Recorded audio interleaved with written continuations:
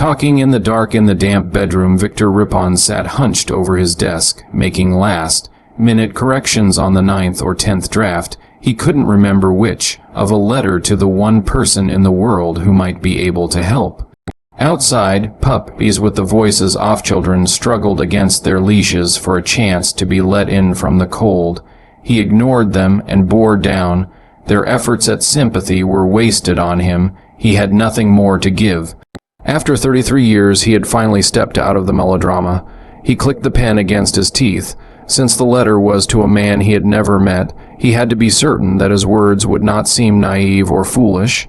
"Dear sir," he reread, squinting down at the latest version's cramped, meticulously cursive backhand. He lifted the 3-hole notebook paper by the edges so as not to risk smearing the ballpoint ink. "Dear sir, first let me say that I sincerely hope this letter reaches you.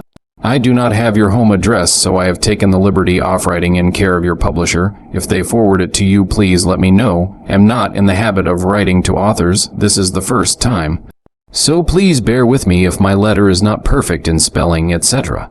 I have been reading your works for approximately 6 years.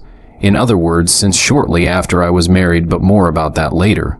Mr. Christian Rex, if I may call you that, and I feel I can, you are my favorite author and greatest fan. Some people say you are too morbid and depressing, but I disagree. You do not write for children or women with weak hearts, I am guessing, but in your books people always get what they deserve.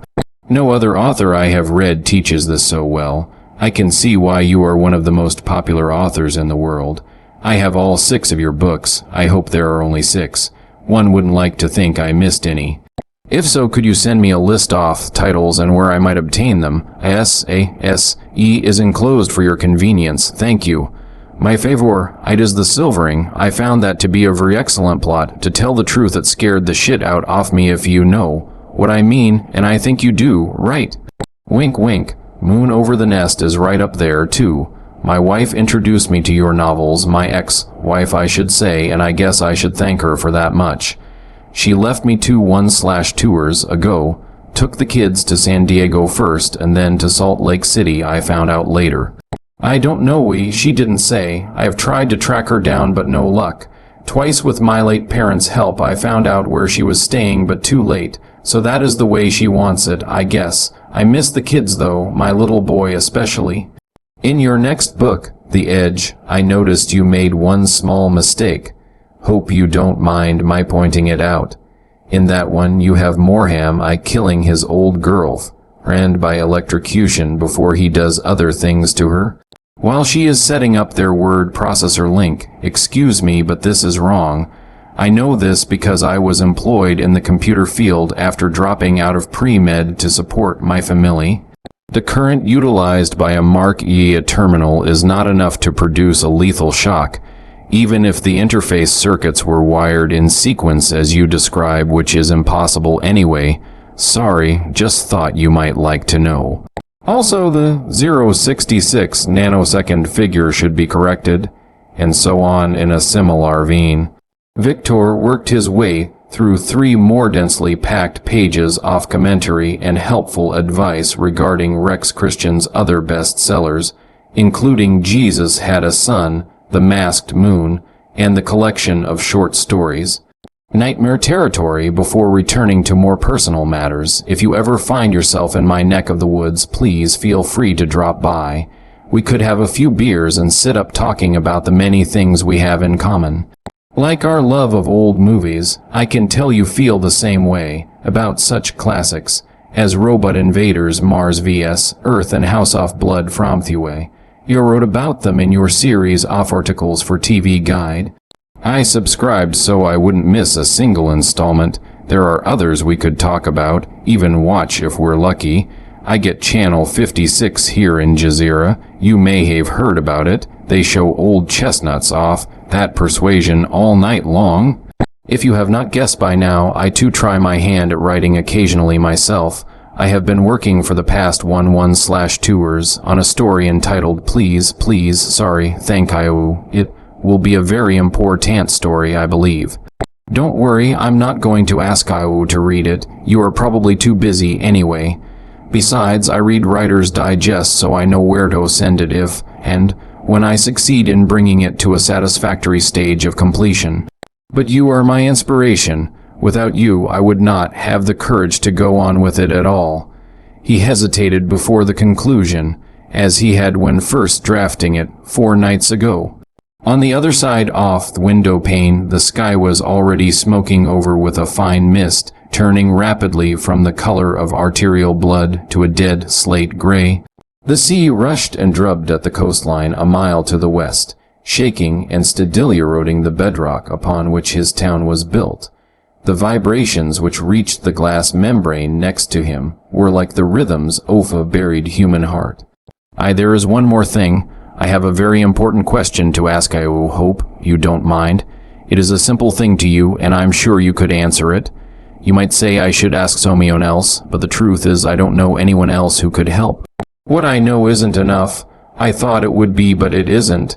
It seems to me that the things we learned up until now, the really important things, and I can tell we've had many of the same experiences, the 60s, etc. When it came time to live them, the system balked. And we're dying, but don't worry, I'm a fighter. I learned a long time ago, never give up. I live in my parents' old house now, so we could have plenty of privacy. In my opinion, we could help each other very much. My number is 474-2841. If I'm not here, I'll be at the Blue and White Cummer of Rosetta and Damietta. That is where I work. Anybody can tell you where to find hope to hear from you at your earliest convenience. Meanwhile, I'm waiting with bated breath for your book of essays. Other sentence. They mentioned it on Wake Up. America and I can hardly wait. If you care to let me read the manuscript prior to publication, I promise to return it by express mail in perfect condition. Just asking, hint, hint. In any event, please come by for a visit on your next trip to the West Coast. I hope you will take me up on it sometime soon. I really need the answer. We horror fans have to stick together. As you said in your introduction to Nightmare Territory, it may be a long time till morning, but there's no law against talking in the dark. Faithfully yours, Victor Ripon. He sat back. He breathed in, out. It was the first breath he had been aware of taking for several minutes. The view from the window was no longer clear. A blanket of fog had descended to shroud all evidence of life outside his room. The puppies next door had quieted, resigned to their fate. Still, a hopeful smile played at the corners of his mouth. He stacked and folded the pages to fit the already stamped envelope. Now there wasn't anything to do but wait. He stretched expansively, hearing his joints pop like dry bones, and his fingernails touched the window. So early, and yet the glass was chillingly brittle, ready to shatter under the slightest provocation. With any luck, he wouldn't have long to wait at all. The days shrank as the season contracted, drawing inward against the approaching winter. Trees bared stiffening limbs, scraped the sky, and etched patterns of stars as sharp and cold as diamond dust above the horizon. Victor got out his old army jacket. The main house became dank and tomb-like, magnifying the creaking off, rotted timbers. He took to sleeping in the guest cabin, though the portable heater kept him tight and shivering night after night. He pressed bravely ahead with his story, the outlines and preliminary versions of which by now filled 2 thick notebooks, reorganizing, redrafting, and obsessively repolishing lines and paragraphs with a jeweler's precision. But it was not good enough. He wanted the pages to sing with ideas that had once seemed so important to him, all and everything he knew, and yet they did not, and no amount of diligence was able to bring them to life. The story came to be a burden and weighed more heavily in his hands each time he lifted it out off drawer. After a few weeks, he was reluctant to open the desk at all. He stayed in bed more but slept less, dragging himself up for work each day only at the last possible minute. Nothing except Rex Christian's books held any interest for him now, and he had read them all so many times he believed he knew them by heart almost as well as his own stillborn effort. Channel 56 exhausted its library of late-night movies and sold out to a fundamentalist religious sect peddling fire and brimstone. The nights lengthened and the long winter closed around him. Each day he thought, I die a little. I get out of bed, don't I? Mornings, he walked the 2 miles along the creek into town, re-examining the last few years like beads to be memorized in his pocketed fists before they slipped away forever. He walked faster, but his life only seemed to recede that much more swiftly across the dunes and back to the sea. He could neither hold on to nor completely forget how things had once been. Whether or not they had ever truly been the way he remembered them was not the point. The spell off past his past, real or imagined, had settled over him like the shadow of giant wings, and he could not escape. He submerged himself in his work at the shop, a space he rented for small appliance repair behind the blue and white diner, but that was not enough either. For a time he tried to tell himself that nothing else mattered, but it was an evasion. You can run, he thought, but you can't hide. Rex Christian had taught him that. Some days he would have traded anything he owned, and all that he had ever earned to wake up one more time with the special smell off. Her on his pillow, just that. No matter whether he ever actually set eyes on her again. Other days his old revenge fantasies got the better off him. But all that was real for him, was the numbness of more and more hours at the shop, struggling to penetrate the inner workings of what others paid him to fix, the broken remnants of households which had fallen apart suddenly, without warning or explanation. When not busy at work, the smallest off rewards kept him going. The weekly changes of program at the local movie theater, diverting but instantly forgettable, the specialties of the house at the blue and white, prepared for him by the new waitress, whose name turned out to be Jeline, and Jeline herself when business was slow and there was nowhere else to go. She catered to him without complaint, serving something, perhaps, behind his eyes that he thought he had put to rest long ago. He was grateful to her for being there, but he could not repay her in kind. He did not feel it, could not even if had wanted to. By late December he had almost given up hope. The weekends were thirst. He had to get out, buttoned against the cold, though the coffee in town was never hot enough and the talk after the movies was mindless and did not nourish. But he could bear the big house no longer, and even the guest cabin had begun to enclose him like a vault. This Saturday night, the last week before Christmas, the going was painfully slow. Steam expanded from his mouth like ectoplasm. He turned up his collar against an icy offshore wind. There were sand devils in the road, a halo around the ghost of a moon which hung over his shoulder and paced him relentlessly. At his side, to the north, dark reeds rustled and scratched the old riverbank with a sound of rusted blades. He stuffed his hands deeper into his jacket and trudged on toward the impersonal glow off the business district. The neon above the blue and white burned coolly in the darkness. The nightlife in Jazeera, such as it was, Siamese silhouettes of couples cruising for burgers, clutches of frantic teenagers on their way to or from the mall, appeared undiscouraged by the old. If anything, the pedestrians scissering by seemed less inhibited than ever, pumping reserves of adrenaline and huffing wraiths off steam as if their last minute shopping mattered more than anything else in this world. The bubble machine atop a police car revolved like a deranged Christmas tree light. Children giggled obscenities and fled as a firecracker resounded between lamp posts. It might have been a gunshot. The patrol car spun out, burning rubber, and screeched past in the wrong direction. He took a breath, opened the door to the diner, and ducked inside. The interior was clean and bright as a hospital cafeteria.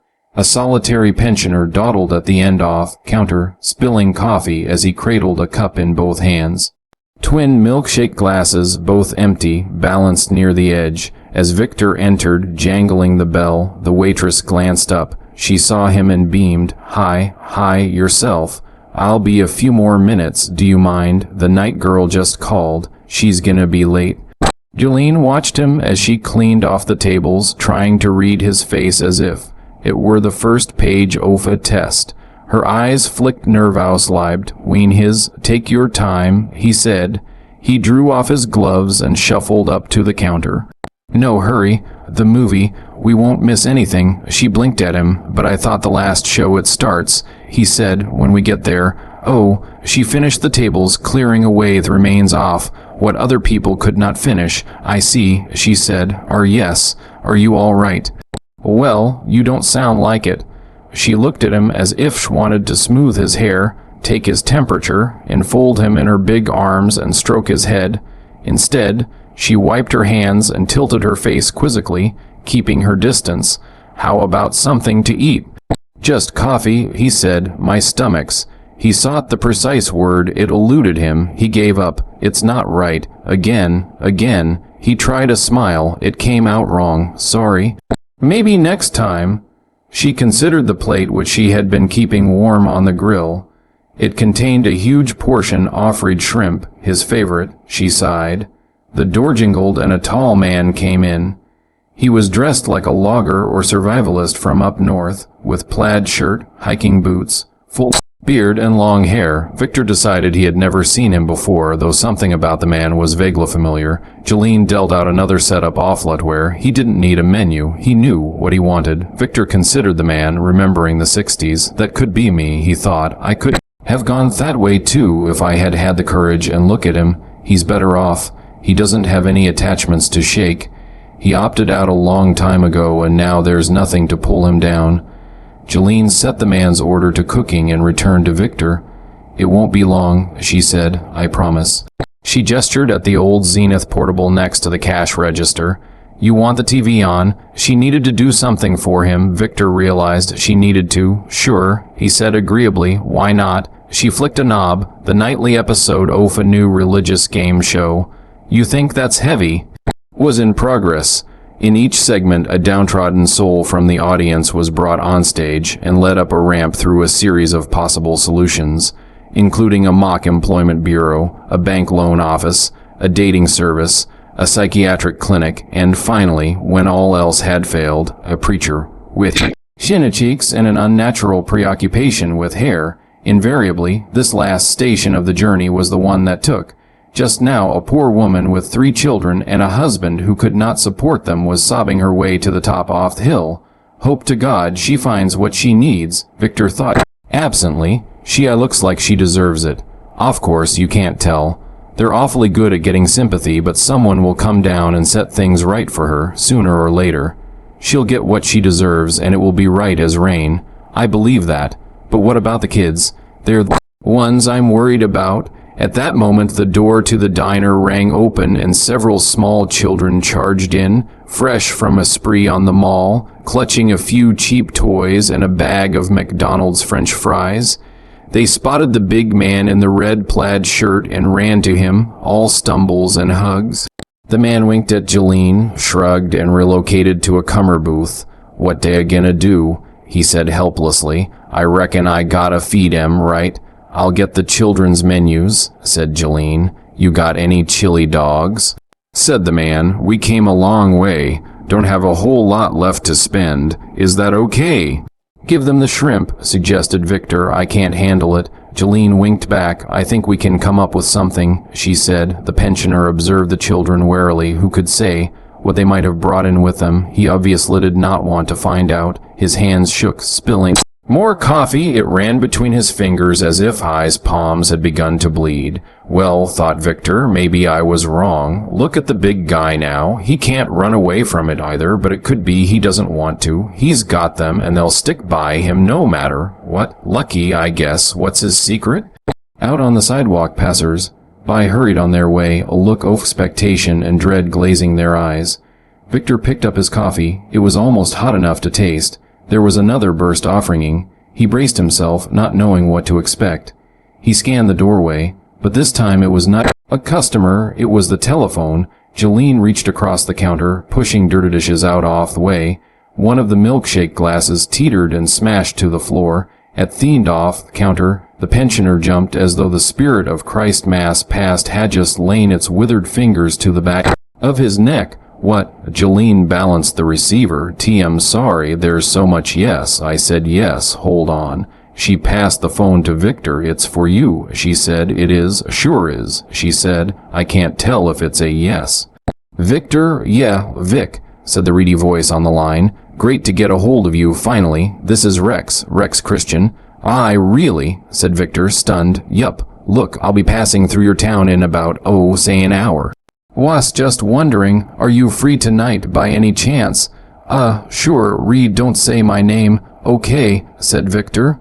I'm on my way from a meeting in San Francisco. Traveling incognito, you might say. You don't know how people can be if the word gets out, so I'd appreciate it if you don't let on who you're talking to. Understand? I understand. It must be hard, he thought, being a celebrity. I knew you would. Victor cupped his hand around the mouthpiece. The old man from the end of the counter fumbled money from his coin purse and staggered out.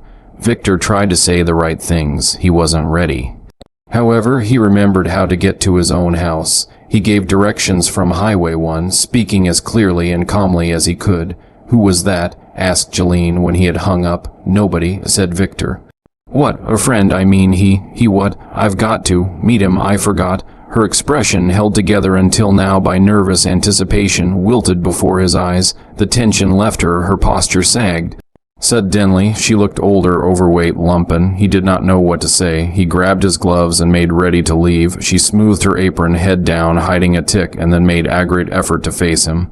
The smile was right, but the lines were deeper than ever before. Call me, she said. If you want to, it's up to you. I don't care, Jeline. No, really, I couldn't take the cold tonight anyway. I hope you have a nice meeting. I can tell it's important. Business, he said. You know, I know. I'm sorry. She forced a laugh. What on earth for? Don't you worry. He nodded, embarrassed. Take care of yourself, she said. You deserve better, he thought, than me, Jeline. You too, he said. I didn't plan it this way. Please believe I believe you. Now get going or you'll be late. He felt relieved. He felt awful. He felt woefully unprepared, but at least he felt something. All the way home the hidden river ran at his side, muffled by the reeds, but no longer distant. This time he noticed that there were secret voices in the waters, talking to themselves and to each other, to the night with the tongues off-willed children on their way back to the sea. No considered the possibility that they might be talking to him. Victor unlocked the old house and fired up the heater. He had little chance to clean. By the time he heard the car, he was covered with a cold sweat, and his stomach, which he had neglected to feed, constricted in a hopeless panic. He parted the bathroom curtains. The car below was long and sleek. A limousine? No, but it was a late model sedan, a full-size Detroit tank with foglights. Ammon climbed out, lugging a briefcase, and made for the front of the house. Victor ran downstairs and flung open the door.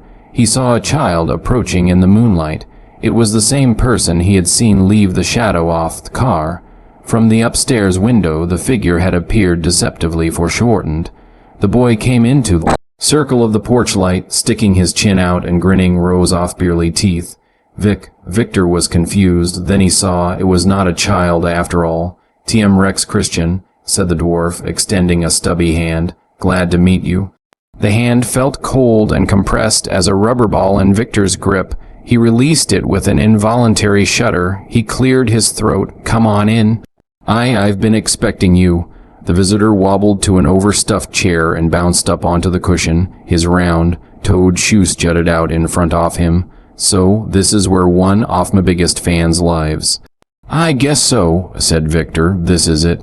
Great, it's perfect." On the stained wall, a grandfather clock sliced at the thick air. "Can I get you something?" Victor's own voice sounded hollow in his ears, like something to drink. "I'd settle for a beer, just one, though. I want to keep a clear head." Beer, thought Victor. Let me see. He couldn't think. He looked away. The small face and the monkey mouth were too much for him. He wanted to laugh and cry at the same time. "You owe me, remember?" "What? The beer? In your letter you said, oh, yeah, just a minute." Victor went to the kitchen. By the time he returned, he had replayed his visitor's words in his mind until he recognized the rhythm. Everything the dwarf, midget, whatever he was, had said so far fit the style. There was no doubt about it. For better or worse, the person in the other room was in fact Rex Christian. The enormity of the occasion finally hit him. Setting the bottles on the coffee table between them, he almost knocked one over. My time has come, he thought. My problems are about to be over. My prayers have been answered. This must be pretty far out of the way for you, Victor said. Not at all, thanks for the invitation. Yeah, said Victor. And in that instant he saw himself, this house, his life as it really was for the first time. He was overwhelmed with self-consciousness and shame. Did you have any trouble finding the place? Did. Nope. Followed your directions. Perfect. Victor studied the virgules in the carpet, trying to find his next words there. Rex Christian leaned forward in his chair. The effort nearly doubled him over. Look, I know what it's like for you. You do. Believe me, I do. That's my business, isn't it? I've seen it all before. Rex sat back and took a long pull from the tall bottle. His Adam's apple rolled like a ball bearing in his throat. You must know a lot about people, said Victor. Never enough. That's why I take a trip like this at least once a year. He chortled. I rent a car, visit folks like you all over the country. It's a way off paying them back. Plus it helps me with my research. I see. There was an awkward pause. You said you were in San Francisco, on business. Was that part of this year's trip? Right, nothing beats the old one, does it? So he didn't come all this way just to see me, thought Victor. There were others. From your writing, well, I thought you'd be a very private person. I am. Somebody wants a book. They have to climb the mountain. But when it comes to my fans, it's a different story. They're raw material. I go to the source, know what I mean. I used to be a person, said Victor, loosening up a bit. He drained his bottle. He thought off going for two more, but the writer had hardly touched his. Now, well, I don't go out much. I guess you could say I've turned into more of a project type person. Glad to hear it. You are? It just so happens I've got a project you might be interested in. A new book. It's called A Long Time Till Morning. I like the title, said Victor. Excuse me. He rose unsteadily and made a beeline for the stairs. The beer had gone through his system in record time. When he came out of the bathroom, he gazed down in wonderment from the top of the landing. Rex Christian was still sitting there, stiff and proper as a ventriloquist's dummy. I can't believe this is happening, he thought. Now everything's changed. There he is, sitting in my living room. His heart pounded with exhilaration. Let me never forget this. Every minute, every second, every detail. I don't want to miss a thing. This is important. This matters. The most important night of my life. He bounded down the stairs and snagged two more beers and an opener from the kitchen, then reseated himself in the sofa. Rex Christian greeted him with a sparkling grin. Tell me about your new book, said Victor breathlessly. I want to hear everything. I guess I'll be the first, won't I? One of the first. The author folded his tiny hands. It's about an epidemic that's sweeping the country. I don't have the details yet. I'm still roughing it out. All I gave my editor was a 2-page outline. And he bought it. Rex Christian grinned. What kind of epidemic? That's where you can help, Vic. If it's research you want, well, just tell me what you need. I used to do a lot off that in school. I was imprimed, and I want to make this as easy as possible for you. I know, I'm sure you do. But it's no sweat. I'll collect the data, Xerox articles, send you copies of everything that's ever been written on the subject as soon as you tell me. Rex Christian frowned, his face wrinkling like a deflating balloon. I'm afraid that would involve too many legalities. Copyrights, fees, that sort of thing, sources that might be traced. We could get permission, couldn't we? You wouldn't have to pay him. It would be an honor to, I know. Rex Christian's miniature fingers flexed impatiently. But that's the long way around, my friend. However you want to do it. Say the word and I'll get started first thing in the morning, Monday morning. Tomorrow's Sunday and Monday's too late. It starts now. In fact, it's already started. You didn't know that, did you? Rex's face flushed eagerly, his cheeks red as a newborn infant's. I want to know your feelings on the subject, all of them. He pumped his legs and crept forward on the cushion. Open yourself up. It won't hurt, I promise. Victor's eyes stung and his throat ached. It starts here, he thought, awestruck. The last 33 years were the introduction to my life. Now it really starts. You wouldn't want to know my feelings, he said. I've been pretty mixed up. For a long time, I don't care about what you felt before. I want to know what you feel tonight. It's only you, Vic. You're perfect. I can't get that in any library. Do you know how valuable you are to me? But why? Your characters, they're so much more real, more alive. Rex waved his words aside. An illusion. Art isn't life, you know. If it were, the world would too up in flames. It's artifice. By definition, he slid closer, his toes finally dropping below the coffee table. Though naturally I try to make it echo real life as closely as I can. That's what turns my readers on. That's part of my mission. Don't you understand? Victor's eyes filled with tears. Other people, the people he saw and heard on the screen, on TV, in books and magazines, voices on the telephone, all had lives which were so much more vital than his own wretched existence.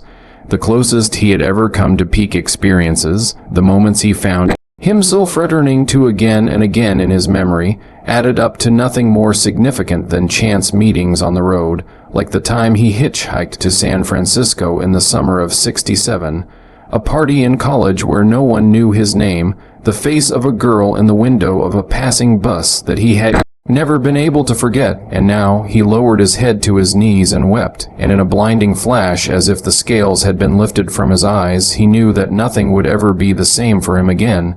The time to hesitate was over. The time had come at last to make it real, he thought. I am entitled to a place on the planet, after all. He lifted his eyes to the light. The dwarf's face was inches away. The diminutive features, the taut lips, the narrow brow, the close, lidded eyes, wise and all-forgiving. The sweet scent of an unknown aftershave lotion wafted from his skin.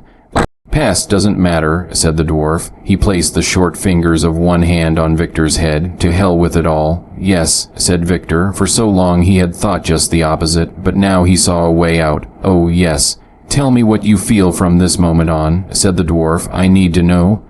I don't know how, said Victor. Try. Victor stared into the dark, polished eyes, shiny as a doll's eyes. I want to. I don't know if I can. Of course you can. We're alone now. You didn't tell anyone I was coming, did you, Vic? Victor shook his head. How thoughtful, said the dwarf. How perfect. Like this house, a great setting. I could tell by your letter you were exactly what I need. Your kind always are. Those who live in out-of-the-way places, the quiet ones with no ties. That's the way it has to be, otherwise I couldn't use you. Why do you care what I feel? Asked Victor. I told you, research. It gives my work that extra edge. Won't you tell me what's happening inside you right now, Vic? I want to, I do. Then you can if you really want it. Aren't we all free to do whatever we want? I almost believed that once, said Victor. Anything, said the dwarf firmly. You can have anything, including what you want most. Especially that. And what is it you want, Vic? Want to write, I guess. The dwarf's face crinkled with amusement. But I don't know what to write about, said Victor. Then why do you want to do it? Because I have no one to talk to, no one who could understand. And what would you talk to them about, if you could? I don't know. Yes, you do. I'm afraid. Tell me, Vic. I'll understand. I'll put it down exactly the way you say you want me to relieve your fear. Well, in another minute I'm going to do that little thing. You will have nothing more to fear ever again. This is it, Victor thought, your chance. Don't blow it. It's happening just the way you had it planned. Don't lose your nerve. Ask the question now. Do it. But where does it come from? Asked Victor. The things you write about. How do you know what to say? Where do you get it? I try, but the things I know aren't you want to know, said the dwarf, his face splitting in an uproarious grin. Where I get my ideas. Is that your question? Well, as a matter of fact from you, Vic. I get my material from people like you. I get them from this cesspool you call life itself. And you know what? I'll never run out of material, not as long as I go directly to the source, because I'll never, ever finish paying you all back. Victor saw the large pores off the dwarf's face, the crooked bend to the nose, the sharpness off, teeth in the feral mouth, the steely glint deep within the black eyes. The hairs prickled on the back of his neck, and he pulled away, tried to pull away, but the dwarf's hand stayed on his head. Take my new novel, for instance. It's about an epidemic that's going to sweep the nation, leaving a bloody trail from one end of this country to the other, to wash away all off your sins. At first, the police may call it murder. But the experts will recognize it as suicide, a form of harakiri to be precise, which is what it is. I know because I've made a careful study of methods. Perfect. The underdeveloped features, the cretinous grin filled Victor with sudden loathing, and a terrible fear he could not name touched his scalp. He sat back, pulling father away from the little man, but the dwarf followed him back, stepping onto the table, one hand still pressing Victor in a grotesque benediction. The lamp glared behind his oversized head, his eyes sparkling maniacally. He rose up and up, unbending his legs, knocking over the bottles, standing taller until he blocked out everything else. Victor braced against the table and kicked away, but the dwarf leaped onto his shoulders and rode him down. Victor reached out, found the bottle opener and swung it wildly. No, he screamed, my God, no, you're wrong, it's a lie, you're... He felt the point off, church keyhook into something thick and cold and began to rip, but too late. A malformed hand dug into his hair and forced his head back, exposing his throat and chest. How does this feel, Vic? I have to know, tell my readers. The other claw darted into the briefcase and dragged forth a blade as long as a bayonet, its edge crusted and sticky but still razor sharp. How about this? Cried the dwarf. And this. As Victor raised his hands to cover his throat, he felt the first